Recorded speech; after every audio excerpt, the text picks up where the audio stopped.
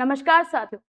दोस्तों, राजस्थान के मुख्यमंत्री भजनलाल शर्मा के कार्यकाल को 15 दिसंबर 2025 को पूरे 2 साल होने जा रहे हैं और अपने 2 साल पूरे होने के उपलक्ष्य पर वे किसानों को बड़ी सौगातें देने जा रहे हैं।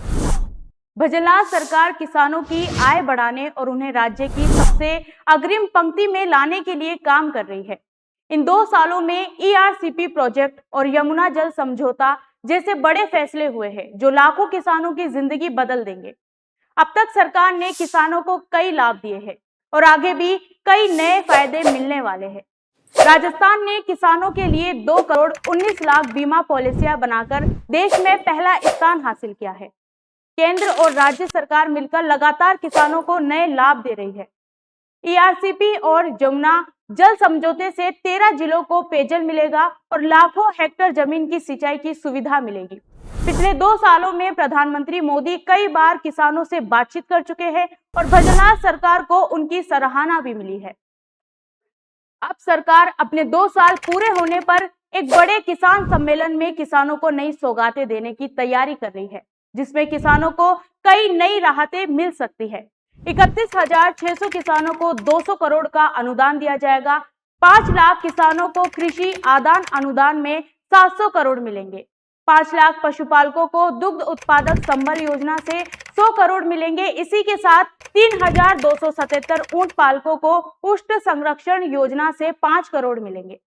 साथ ही साथ सरकार कृषि एवं खाद्य प्रसंस्करण नीति भी जारी करेगी। भजनलाल सरकार ने 2 साल में किसानों के लिए लगातार बड़े फैसले लिए हैं।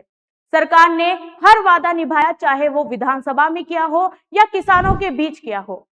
प्रगतिशील किसानों को डेनमार्क भेजकर आधुनिक खेती, उद्यानिकी और पशुपालन की तकनीक दिखाई गई और अब यही जानकारी जिलों में किसानों को दी जा रही है ताकि उनकी उपज और आय बढ़ सके। राजस्थान की भजनलाल सरकार ने किसानों को कई और बड़े फायदे दिए हैं। उन्होंने किसानों के लिए डेनमार्क अध्ययन यात्रा करवाई, 20 जिलों में मिट्टी परीक्षण प्रयोगशालाएं शुरू करवाई और साथ ही साथ PM फसल बीमा में 6,206 करोड़ रुपए किसानों को दिए गए।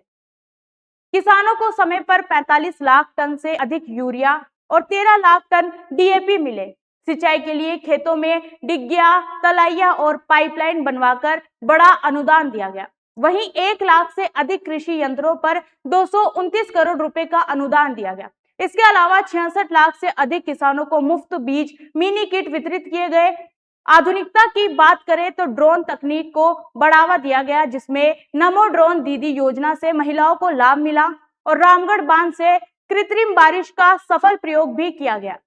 मिट्टी स्वास्थ्य कार्ड के वितरण, गोवर्धन योजना के तहत जैविक खाद को बढ़ावा देने और 58,000 से अधिक छात्राओं को कृषि शिक्षा के लिए प्रोत्साहन राशि दी गई। भजनलाल सरकार ने किसानों को बागवानी और फल सब्जियों की खेती में भी कई बड़े फायदे दिए हैं। PM कुसुम योजना के तहत हजारों किसानों को सोलर पंप दिए गए और भारी अनुदान मिला। ड्रिप और स्प्रिंकलर सिंचाई से 2 लाख से ज्यादा किसानों को फायदा मिला और उनके खेतों में पानी की बचत के साथ उपज बढ़ी। Greenhouse, shed net house और प्लास्टिक मल्च लगवाकर किसानों को आधुनिक खेती के लिए करोड़ों का अनुदान दिया गया। प्याज खराब न हो, इसके लिए हजारों किसानों को प्याज भंडारण गृह बनवाने में मदद मिली। संतरा, अमरूद, अनार, नींबू, किन्नू जैसे फलों के नए बगीचे लगाने पर भी किसानों को अनुदान दिया गया। भजनलाल सरकार ने इन 2 सालों में 2 दर्जन से ज्यादा योजनाएं सीधे किसानों तक पहुंचाई है। ERCP और यमुना जल समझौते जैसी बड़ी योजनाएं आगे आने वाले सालों में किसानों के खेत तक पानी पहुंचाएगी। कृषि मंत्री ने भी नकली खाद बीज पर कार्रवाई कर किसानों की फसल को बचाया है। अब देखने वाली बात होगी कि आने वाले दिनों में भजनलाल सरकार किसानों को और क्या-क्या नए तोहफे देने वाले हैं, क्योंकि साथियों, भजनलाल शर्मा भी खुद एक किसान परिवार से आते हैं, तो वो किसान की मेहनत को अच्छे से समझते हैं।